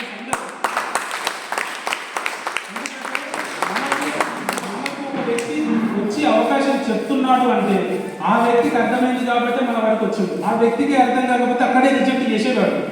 సో అవసరం లేదని చెప్పేసి మీ వరకు ఆపర్చునిటీ వచ్చేది కాదు, కానీ మన వరకు వచ్చింది, మనకు అర్థమై వేరే వ్యక్తికి చెప్తున్నాము అంటే సో మన సక్సెస్ అనేది ఫ్యూచర్లో ఉంది. సో ఎప్పుడైతే వ్యక్తి స్టార్ట్ చేసిందో ఆ వ్యక్తి సక్సెస్ గ్యారంటీ వస్తుంది. సో చేయాల్సిన పనులేంటి? సో ఈ బిజినెస్లో చేయాల్సిన పనులేంటి? సో జాయినింగ్ ఏమైనా డబ్బులు కడుతున్నామా? మనం కట్టట్లేదు కదా. ఎవరైనా కట్టారా? అడగలేదు కదా. సో డైరెక్ట్ సెల్లింగ్లో ₹1 ఛార్జ్ చేసినా అది అన్ఎథికల్ బిజినెస్ అవుతుంది, ఎథికల్ కాదు. రూపాయి కూడా తీసుకోవద్దు అని చెప్పేసి సో మనకు డైరెక్ట్ సెల్లింగ్ గైడెన్స్ ఉంది. సో చేయాల్సిన పని ఏంటి అంటే ఒక వ్యక్తి జాయిన్ అయిన తర్వాత ఫస్ట్ తను 100% ప్రోడక్ట్ యూజ్ చేయాలి. 100% ప్రోడక్ట్ యూజ్ చేయాలి. 100 PV ప్రోడక్ట్ని యూజ్ చేయకూడదు, 100% ప్రోడక్ట్ యూజ్ చేయాలి. అర్థమవుతుందా? 100 PVకి 100%కి డిఫరెన్స్. 100 PV అంటే సో 101 వచ్చిందంటే ఆ ఒక్కటి ఎట్లా తీసేయాలో మనం ఆలోచన చేస్తాం. ఆ ఒక్క PVని ఎట్లా తొలగించాలి? సబ్బు తీసేయండి సార్. 4 సబ్బులు కొట్టించిన ఫస్ట్ బిల్ అంతా అయినాక 101 PV అంటే ఏది తక్కువ PV వస్తుంది? సబ్బు, నీమ్ సబ్బు 0.85 సార్, ఒక సబ్బు తీసేయండి సార్. ఇలాంటి ఆలోచన ఉంటుంది, అర్థం చేసుకోండి. 100 PV బిజినెస్లో లేదు, 100% ప్రోడక్ట్ యూజ్ చేసే బిజినెస్లో ఉంది. ఈ బిజినెస్కి మీరు ఎంప్లాయీసా? ఓనర్స్. ఓనర్స్ వీఆర్ అందరు పార్ట్నర్స్. మనం అందరం ఈ కంపెనీలో మనం సైన్ చేసినాము అంటే 3,000 కోట్ల టర్న్ ఓవర్ ఉన్న కంపెనీలో వీఆర్ పార్ట్నర్స్. పార్ట్నర్స్ లెక్క ఉందా? ఇప్పుడు అంబానీ ఉన్నాడు, ఒక ఆఫర్ పెట్టాడు. ఆఫర్ పెట్టి ఏమన్నాడంటే 100 రూపాయలకి సో టమాటాలు పెట్టిండు. 100 రూపాయలకి సో 100 కేజీల టమాటాలు ఆఫర్ పెట్టిండు. లేదు 10 రూపాయలకి సో 10 కేజీల టమాటాలు ఆఫర్ పెట్టిండు. 10 రూపాయలకి 10 కేజీలు ఆఫర్ బాగుందా లేదా? బయట 1 కేజీ కొనాలంటే 10 రూపాయలు, కానీ ఇక్కడ 10 రూపాయలకి 10 కేజీలు. ఎక్కడ కొనుక్కుంటారు? పబ్లిక్ అప్పుడు తెలిసిందంటే ఇక్కడ కొనుక్కుంటారు, బయట కొనుక్కుంటారు, ఇక్కడే కొనుక్కుంటారు కదా. సో పబ్లిక్ ఫుల్ వస్తున్నారు, కొనడానికి ఫుల్ వస్తున్నారు. ఎందుకు? 10 రూపాయలకి 10 కేజీ బాగా వస్తుంది, పబ్లిక్ వస్తున్నారు. టమాటా చట్నీ పెట్టేద్దాం, టమాటా కర్రీ చేసేద్దాం, ఏదో రకరకాల ఆలోచనలతో వస్తున్నారు. ఇప్పుడు అంబానీ ఏం చేసిందంటే మా ఇంతమంది జనం వస్తుంది, నాకు దొరుకుతాయి అని చెప్పేసి 10 రూపాయలు పెట్టి ఆయన 10 కేజీలు పక్కన పెట్టుకుంటే బాగుంటుందా? అర్థమైంది పాయింట్? అంబానీ కూడా అరే చాలా మంది వచ్చి నాకు దొరుకుతాయి లేవో అని చెప్పేసి ఆయన కూడా 10 రూపాయలు ఇచ్చి 10 కేజీలు తీసుకుంటే బాగుంటుందా? ఓనరు అండ్ అక్కడ కన్సూమర్ డిఫరెన్స్ ఉందా లేదా? ఆఫర్ కన్సూమర్స్ కోసం పెట్టింది, ఆఫర్స్ మన కోసం కాదు. మనం లీడర్స్, మనం ఓనర్స్. ఇక్కడ ఈ బిజినెస్లో మనము పార్ట్నర్స్. మనకు ఆఫర్ అవసరం లేదు. మనకు కావాల్సింది ఏంటి? మనకు కావాల్సింది వెస్టేజ్. నా యొక్క డ్రీమ్ అయితే ఏమైతుంది అంటే so time, money and security, ఈ మూడింటిని నేను అచీవ్మెంట్ చేయాలని అనుకున్నాను ఈ బిజినెస్ విన్న తర్వాత. Time, money, security. So time అంటే ఈరోజు మనం ఎక్కడో ఒక చోట పనిచేస్తున్నాం, సమయం మన చేతుల్లో ఉందో వాళ్ళ చేతుల్లో ఉందో. ఇప్పుడు నేను అంటా ఒక 1 వీక్ మనందరం ఒక ట్రిప్ వెళ్ళిపోదామని అంటే సో ఎంతమంది రావడానికి రెడీ ఉంటారు? అందులో చాలా మంది చెప్పే విషయం ఏంటంటే ఆఫీస్లో పర్మిషన్ రాదు, షాప్ బంద్ చేసుకోవాలా, షాప్ బంద్ చేసుకొని రాలేదు. సో ఇలాంటి కారణాలు చెప్తారు. 10 రోజులు బయట కావాలంటే సో ఈ కారణాలు చెప్పకుండా బయట కావాలి వచ్చిందనుకో ఆయన టైం ఫ్రీడమ్ ఉన్నాడు, అంటే సమయం తన చేతుల్లో ఉన్నాడు. సో ఇది కావాలి మనకు time and money. So money వచ్చేసి మనం కొద్దిగా సంపాదించగలుగుతున్నాం, పెద్దగా ఏం సంపాదించలేదు. టైం లేనంత కష్టం ఎక్కడ పడుతున్నాం అంటే ఎవరైనా అడిగితే నేను చాలా బిజీ ఉన్నా అని చెప్తాను. బిజీ ఎక్కడ ఉన్నాడు? తను చేసే పనులు. ఆ చేసే పనులు డబ్బులు ఎంత వస్తున్నాయి అంటే 15,000, 20,000, ఇంతకంటే ఎక్కువ వస్తలేవు. 15,000, 20,000 రూపాయలు సంపాదించడం కోసము టైం లేనంత కష్టపడుతున్నాడు. దేవుడు మనందరికీ కూడా 24 గంటల సమయాన్ని ఇచ్చాడు, 24 అవర్స్ ఇచ్చాడు. 24 గంటల సమయంలో ఈయన సమయమే లేదంటున్నాడు. అంటే అంత కష్టపడుతున్నాడు. తన ఫ్యామిలీకి సమయం ఇవ్వట్లేదు, తన ఫ్రెండ్స్కి సమయం ఇవ్వట్లేదు, తన కోసం కూడా సమయాన్ని తీసుకోవట్లేదు. సో అంత కష్టపడితే డబ్బులు ఎంత వస్తున్నాయంటే లిమిటెడ్ ఇన్కమ్. సో నాకు వస్తుంది ఏంటంటే అన్లిమిటెడ్ ఇన్కమ్. నాకు అన్లిమిటెడ్ ఇన్కమ్ సంపాదించాలా, డబ్బులకి ఎక్కడ కూడా ప్రాబ్లం రాకూడదు అన్న ఆలోచన. సో ఇది నేను తీసుకున్నాను, time and money and security. సరే ఇంత కష్టపడ్డాడు కదా, సో ఆ వ్యక్తి పని చేయకపోతే ఆయన ఇంట్లోకి డబ్బులు వచ్చే అవకాశం ఉందంటే ₹1 వచ్చే అవకాశమే లేదు, క్రియేట్ చేసుకోండి. సో ఇక్కడ సెక్యూరిటీ, పని చేయకుండా కూడా మీకు డబ్బులు వస్తాయి. సో అట్లాంటి ఒక సెక్యూర్ ఇన్కమ్ అనేది క్రియేట్ చేసుకోండి. సో కాబట్టి ఇక్కడ మనం ఈ పని ఎందుకు చేస్తున్నాము అంటే సో మనకు కావాల్సిన డ్రీమ్ని ఫుల్ఫిల్ చేసుకోవడం. అంటే మనం ఇక్కడ చేయాల్సిన ఫస్ట్ పని ఏంటంటే 100% ప్రోడక్ట్ యూజ్ చేయాలి. మనమే యూజ్ చేయలేము అనుకోండి, సో ఇంకా వేరే వాళ్ళు ఎందుకు యూజ్ చేస్తారు? So 100% product use. ఇందులో కమిట్మెంట్ తీసుకుంటారా? అందరూ తీసుకుంటారా? పర్ఫెక్ట్. అందరూ వాడుతున్నారు ప్రొడక్ట్స్ బాగోలేదని వాళ్ళు ఎవరు ఉన్నారా? ఒక వ్యక్తి నాకు ఫోన్ చేసిండు, ఆయనకు ప్రోడక్ట్ వాడిన తర్వాత అన్న బిజినెస్ చేస్తావా అని చెప్పేసి అంటే చేసారండి. ఎందుకంటే ప్రోడక్ట్ బాగలేదని అన్నాడు.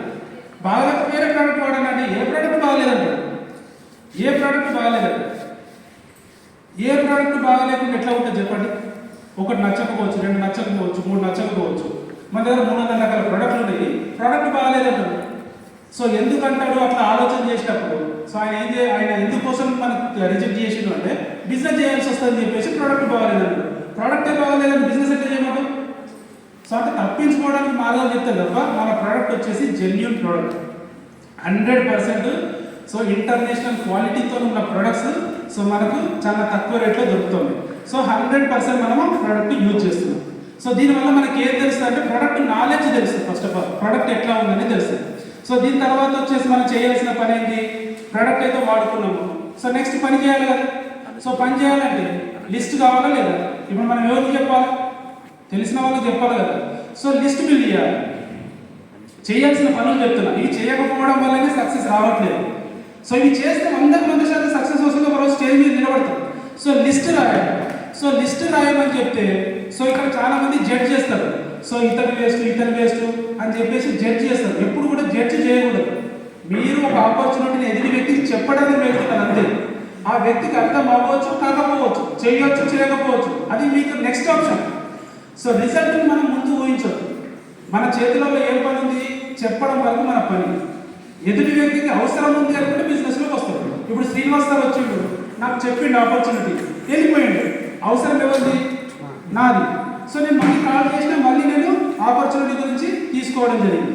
సో అట్లా మనం ఎక్కువ మందికి ప్లాన్ చెప్పాలి అంతే తప్ప సో వీళ్ళు వేస్ట్ అని చెప్పేసి ఎక్కడ కూడా మనం మెన్షన్ చేయొద్దు. సో 100% మనకు తెలిసిన ప్రతి ఒక్క పేరుని ఒక లిస్ట్ రూపంలో క్రియేట్ చేసుకోవాలి. ఫోన్లో ఉంది సో నాకు అంటే అట్లా కాదు, మనము బుక్లో రాసుకుంటేనే దాన్ని లిస్ట్ అంటారు. సో లిస్ట్ రాసుకున్న తర్వాత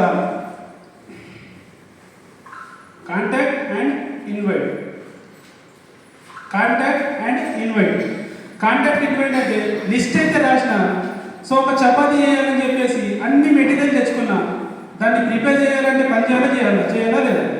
సో ఒక చపాతీ చేయాలనుకుంటే పిండి కావాలా, రోటీ అది పెంకు కావాలా, పొయ్యి కావాలా, సో ఆయిల్ కావాలా, ఈట కావాలా, కూర కావాలా, ఇవన్నీ కావాలి, చేయాలి కదా. అవన్నీ రా మెటీరియల్. ఒక చపాతీకి రా మెటీరియల్, మన బిజినెస్కి రా మెటీరియల్ లిస్ట్. ఆ లిస్ట్లో ఉన్న వ్యక్తులని మనము అప్రోచ్ అవ్వడమే మెయిన్ పని. ప్రతి ఒక్క వ్యక్తికి మనము కాంటాక్ట్ అండ్ ఇన్వైట్.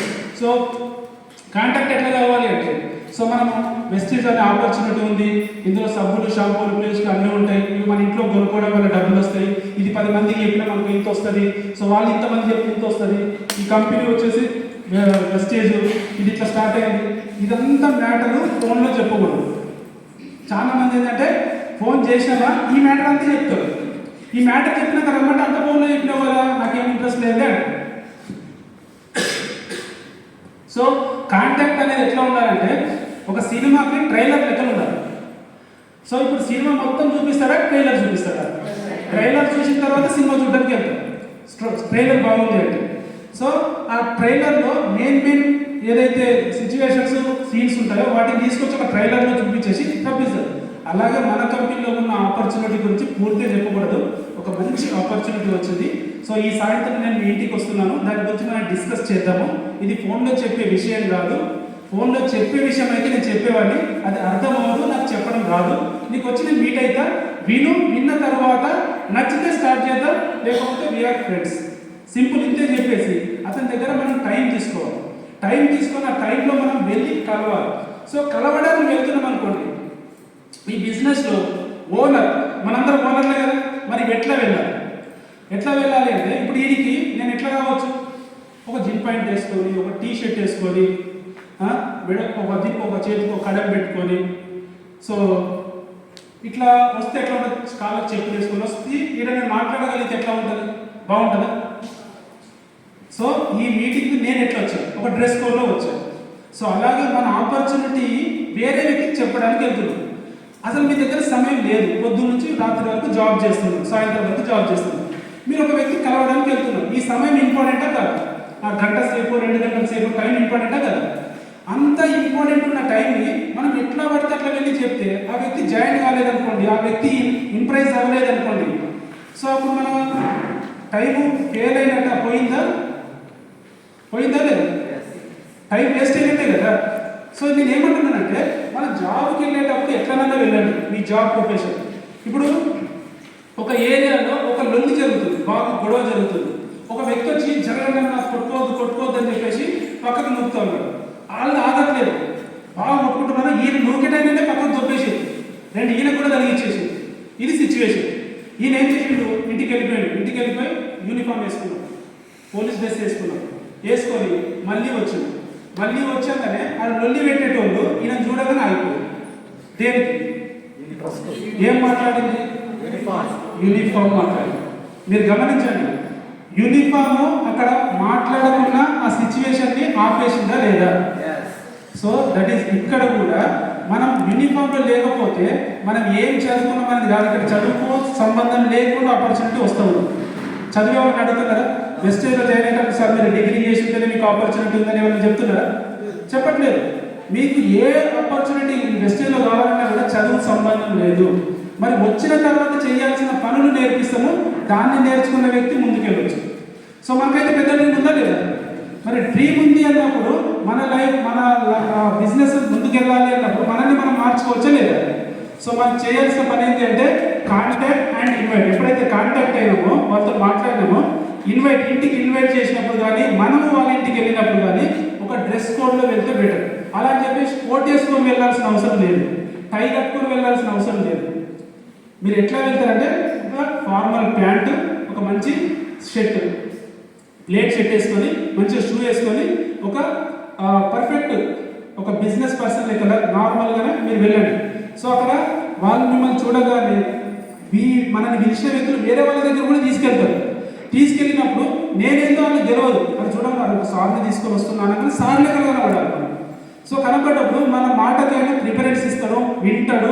విన్న వ్యక్తికి అర్థమైతే బిజినెస్లోకి వస్తాడు. అసలు వినడానికే సరిగ్గా లేని వ్యక్తి దగ్గర మనం వెళ్ళి గంట సేపు కష్టపడ్డాం అనుకోండి, రిజల్ట్ వస్తుందా?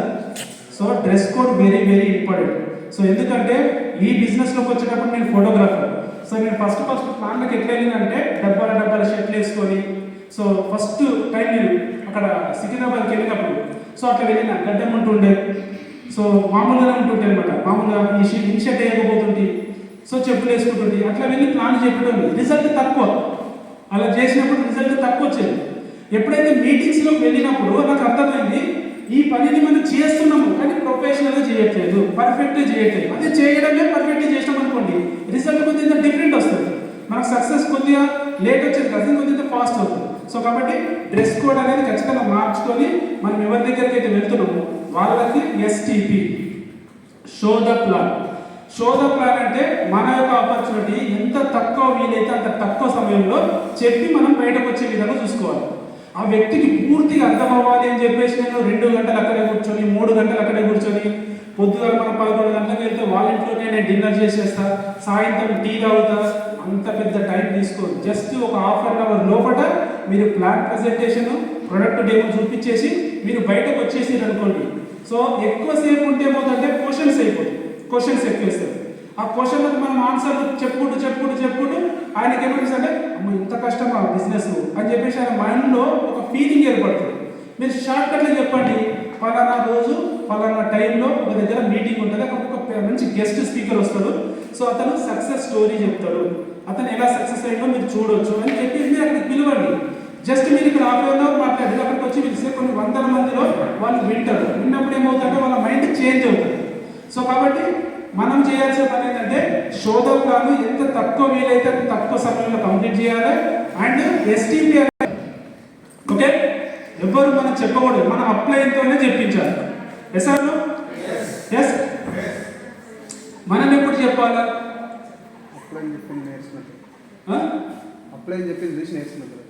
ఓకే, అప్లైన్తో చెప్పియాలి. ఎన్నిసార్లు చెప్పియాలి అప్లైన్తో? 1 టైమా, 5 టైమ్సా, 10 టైమ్సా, ఒక 50 టైమ్స్? ఎప్పటికీ ఎట్లా చేద్దాం? ఈ బిజినెస్ లో డిసిషన్ తీసుకుని నువ్వు 10వ తారీఖు నాకు చెక్ ఎవరికి కావాలా? వచ్చిన చెక్ అప్లైన్ పంపిద్దామా? అప్లైన్ చెప్తే అప్లైన్ పంపిద్దాం, మనం చెప్తే మనం తీసుకుందాం. ఏది బాగుంటుంది? అప్లైన్తో ఎక్కువ ప్లాన్స్ చెప్పించుకోవచ్చు. నేను ఒక్క ప్లాన్ కూడా అప్లైన్తో చెప్పించుకోలేదు. ఫస్ట్ ఆయన ప్లాన్ చెప్పిపోయిందా, జాయినింగ్ చేసిందా, జాయినింగ్ చేసిన తెల్లారి నుంచి నేను ఎప్పుడైతే యూట్యూబ్లో ఒక 3-4 సార్లు వీడియోలు ఎప్పుడైతే చూశానో మైండ్లో ఫిక్స్ అయిపోయింది. ఫ్రెండ్ని పిలిచిన ఆపర్చునిటీ గురించి చెప్పింది, మా ఫ్యామిలీ మెంబర్స్లో ఆపర్చునిటీ గురించి చెప్పేసి జస్ట్ ఇంతే. ఆపర్చునిటీ చెప్పడం చాలా ఈజీ. ప్రోడక్ట్ కొనుక్కోవాలా, ఎదుటి వ్యక్తికి ఆపర్చునిటీ చెప్పాలి. చెప్పే దాంట్లో మనకి ఏం బెనిఫిట్ వస్తుంది చెప్తున్నాము, ఎందుకు ఈ బెనిఫిట్ వస్తుందో చెప్తున్నాము. 60% మధ్యలో వాళ్ళకి ఎందుకు ఇవ్వట్లేదు, మన కంపెనీ ఎట్లా ఇస్తుంది. సో కంపెనీ ఏంటి, 4x4 స్ట్రక్చర్, 10x10 స్ట్రక్చర్. ఒకటి స్టెప్ చెప్తాం. ఈ ప్లాన్ చిన్న పిల్లవాడు స్కూల్కి వెళ్ళే వ్యక్తి కూడా 1-2 సార్లు వింటే చెప్పగలుగుతాడు. కానీ మన దాంట్లో ₹1,00,000 టార్గెట్ పెట్టుకున్నాము, కానీ ప్లాన్ చెప్పడం రాదు. ప్లాన్ చెప్పొస్తలేదు. ప్లాన్ బ్రహ్మాండంగా చెప్పాల్సిన అవసరం లేదు. ప్లాన్ని చెప్పండి అంతే, మీటింగ్లో కూర్చోబెట్టండి.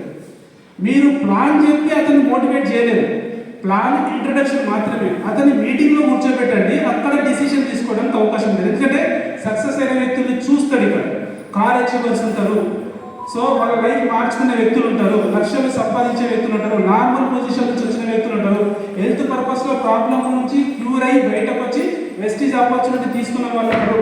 వాళ్ళు రకరకాలుగా ఇక్కడ చెప్పినప్పుడు ఏదో ఒక పాయింట్ వాళ్ళని మోటివేట్ చేస్తుంది.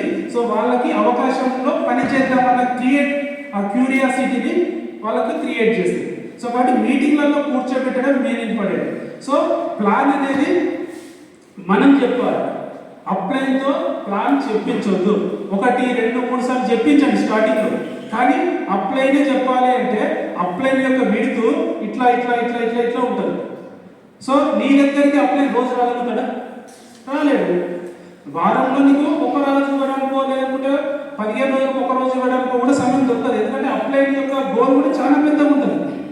ఇప్పుడు నీ గోల్ కూడా చాలా పెద్దగా ఉండాలి, అప్పుడు ఏం చేయాలి, డూప్లికేట్ అవ్వాలి. వీళ్ళ ప్లాన్ మీకు చెప్పుకున్నారు అనుకోండి, ఇలా ఎవరి ప్లాన్ వాళ్ళు చెప్తే అప్పుడు నీ కింద ఎన్ని ప్లాన్లు జరుగుతాయి. ఇప్పుడు ఈ 10 మంది కలిసి, సార్ ఈరోజు మీరు రావాలి, నాకు ఒక అద్భుతమైన పర్సన్ ఉన్నాడు, ఆయన పని చేస్తాడన్నాడు, మీరు ప్లాన్ చెప్పాలి. సార్ ఎన్ని గంటలు కావాలంటే ఈ 10 మంది ఫోన్ చేస్తారు, మధ్యాహ్నం 1 గంటలకు పెడుతున్నారు సార్ అంట. 10 మంది దగ్గరికి వెళ్ళగలుగుతారా? వెళ్ళలేదు. ఎక్కడే ఏదో ఒక చోట్ల ఉండగలుగుతారు. మనం ఏమన్నా దేవుళ్ళమా అన్ని చోట్ల ఉండడానికి? కాదు కదా, ఒకటే చోట ఉండగలుగుతాం. అదే ఒక 10 మందికి STP నేర్పించి వాళ్ళు చెప్పుకోగలిగితే మనం ఉన్న చోటు ఉన్నా కూడా 10 ప్లాన్స్ జరుగుతాయా లేదా? So this is duplication. Duplicate కాదు, డూప్లికేషన్ అంటే నకలు. నేను చేసే పని నా డౌన్లైన్ చేయాలి, నా డౌన్లైన్ చేసే పని తన డౌన్లైన్ చేయాలి. అలా ఒకరి నుంచి ఒకరికి బిజినెస్ నేర్చుకుంటూ మనం ఈ బిజినెస్లో సక్సెస్ అవుతాం. సో కాబట్టి ఇక్కడ ప్లాన్ అనేది మనం చెప్పాలి.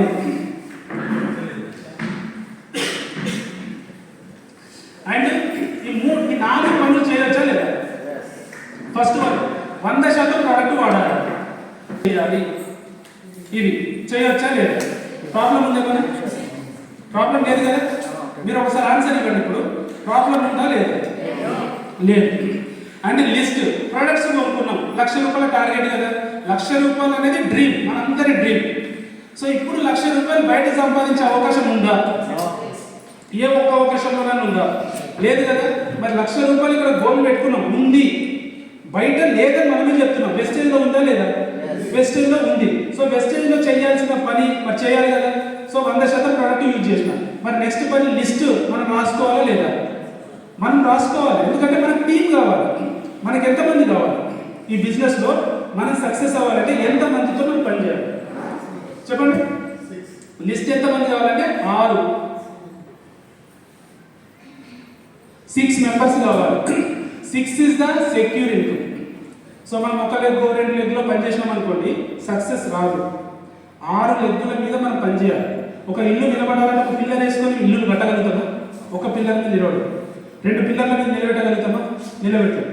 సో మన బిజినెస్లో సక్సెస్ అనేది 6 లెగ్గుల ప్రాసెస్. మినిమం, మ్యాక్సిమం కాదు, ఎన్నంటే వేసుకోండి, ఎంతమందికైనా సపోర్ట్ చేయండి, కానీ మినిమం 6 లెగ్గులతో మీరు ప్లాన్ చేస్తే సో మీకు ట్రావెల్ ఫండ్ వస్తుంది, కార్ ఫండ్ వస్తుంది, హౌస్ ఫండ్ వస్తుంది, ఎలైట్ క్లబ్ బోనస్ వస్తుంది, LOB వస్తుంది, అండ్ డైరెక్టర్ బోనస్ వస్తుంది, పర్ఫార్మెన్స్ బోనస్ వస్తుంది.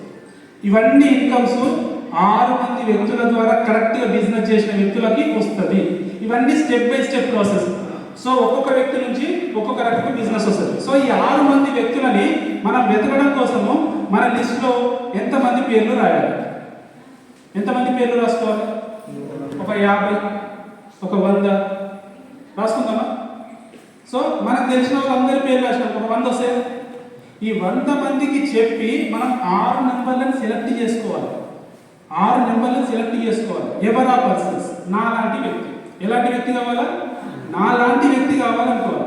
ఇప్పుడు నా లాంటి వ్యక్తి నేను కావాలి అన్నప్పుడు సో నేను మీటింగ్స్కి అటెండ్ కాను. ఫస్ట్ ఆఫ్ నా లాంటి వ్యక్తి కావాలి ప్రతి ఒక్కరికి. ఎగ్జాంపుల్ చెప్తాను.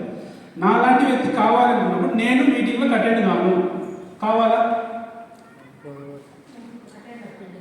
నేను నాలాంటి వ్యక్తి మీకు కావాలా? నేను మీటింగ్లకు అటెండ్ కాను. మీకు కావాలా నాలాంటి వ్యక్తి? నేను ప్రోడక్ట్ ఎవ్రీ మంత్ కొనను. కావాలా నాలాంటి వ్యక్తి? నేను ఎక్కడ వెళ్ళి ప్లాన్ చెప్పా. నాలాంటి వ్యక్తి కావాలా? కావద్దా? వద్దా? నాలాంటి వ్యక్తి కావాలా? ప్లాన్ చెప్పని వ్యక్తి కావాలా? ప్లాన్ చెప్పే వ్యక్తి కావాలా? చెప్పని వ్యక్తి కావాలా? నేను చెప్పా కావాలా? లేదు కదా. అంటే మీరు ఒకసారి గమనించండి, మనకి ఎలాంటి వ్యక్తి కావాలో మనం సెలెక్ట్ చేసుకోవాలి. ఒక ఇంటర్వ్యూ పెట్టినప్పుడు జాబ్లో, సో ఆ జాబ్లో ఇంటర్వ్యూ చేసే పర్సన్ ఈయనకి అన్నీ సెలెక్ట్ చేసి తన పనికి వస్తాడా లేదా అని చెక్ చేసుకుంటాడు కదా. మీరు 100 మంది చెక్ చేయండి, మీ దగ్గర ఉన్న లిస్ట్లో 200 మంది చెక్ చేయండి. మీరు ఏమనుకుంటారంటే నేను చెప్పిన ఆయన పని చేయలేదు, ఆయన ఆపర్చునిటీ తీసుకోలేదు. సో కాబట్టి మనం ఏమవుతామంటే అప్పుడు నాకు సక్సెస్ రాదేమో అని మనం అనుకుంటాం. అట్లా కాదు, మీరు ఆయన మిమ్మల్ని రిజెక్ట్ చేయలేదు, మీరే రిజెక్ట్ చేసి ఆయనకు ఆపర్చునిటీ అర్థం కాదా? మీకు అర్థమైంది, మీరందరూ ఆపర్చునిటీ డిసైడ్ అయ్యి తీసుకున్నారు. ఆ వ్యక్తికి అర్థం కాలేదు కాబట్టి అతను పక్కకి వెళ్ళిపోయాడు. మీకు ఇంకా 99 మంది ఉన్నారా లేదా? 99 మంది చెప్పాలి కదా. మీరు సెలెక్ట్ చేయాలి. ఆయన రిజెక్ట్ చేయలేదు, మీరు రిజెక్ట్ చేసి అర్థమైన వ్యక్తి మీకేం అవసరం? అర్థమైన వ్యక్తి కావాలి. ఆపర్చునిటీ చెప్పగానే అబ్బా సూపర్ ఉంది సార్, నేను పని చేస్తాను సార్, ఎట్లా పని చేయాలి సార్, సో ఏం చేయాలి సార్ అని చెప్పి చేసే వ్యక్తి మీకు కావాలి. ఇవన్నీ వేస్ట్, ఇవన్నీ గిట్లే చెప్తారు, డబ్బులు వస్తాయి అంటారా లేదా ఏం రావు. ఇది నెగిటివ్ ఉన్న వ్యక్తి మైండ్ ఏముంది? నెగిటివ్ థింకింగ్ చేస్తుంది. నెగిటివ్ థింకింగ్ చేస్తుంది అంటే ఆయన ఆలోచనలు అట్లున్నాయి కాబట్టి ఆయన లైఫ్ అట్లాగే ఉంటుంది. సో ఆయనను పట్టుకొని మనము మారుద్దాము, లీడర్ చేద్దామంటే అవ్వడు. సో కాబట్టి రిజెక్షన్ కూడా సక్సెస్. నో అనే వర్డ్ విన్నారు, సో అంత పెద్ద సక్సెస్ తీసుకుంటారు. నో వింటే సక్సెస్ తీసుకుంటారు, ఎస్ వింటే వాళ్ళు. అర్థం చేసుకోండి, ఎక్కువ నోస్ విన్న వ్యక్తులు సక్సెస్లో ఉన్నారు. ఎక్కువ ఎస్ విన్న వ్యక్తులు కాదు, ఎక్కువ నో విన్న వ్యక్తులే సక్సెస్ ఉంటారు. ఎందుకు అంటే అంతమందికి వీళ్ళు అవకాశం గురించి చెప్పారు, అంతమంది రిజెక్ట్ చేసినా ఈయన నిలబడగలిగిండు. సో అంటే ఇతనికి ఈ బిజినెస్ మీద కాన్ఫిడెన్స్ ఉంది, నమ్మకం ఉంది, పట్టుదల ఉంది, సక్సెస్ కొట్టాలని ఉంది. సో కాబట్టి ఇతనికి తన లాంటి లీడర్ని వెతుక్కుంటున్నాడు. సో టైం పట్టినా కూడా తను ఒక రోజు సక్సెస్ అవుతాడు. సో కాబట్టి ఎప్పుడైనా సరే నో చెప్తే మీరు డిసప్పాయింట్ అవ్వద్దు. నెక్స్ట్ ఇంకొక వ్యక్తి దగ్గరికి వెళ్ళి మీరు ఆపర్చునిటీ ఇవ్వాలి. సో అదే మీ యొక్క గోల్ పెట్టుకోవాలి. సో కాబట్టి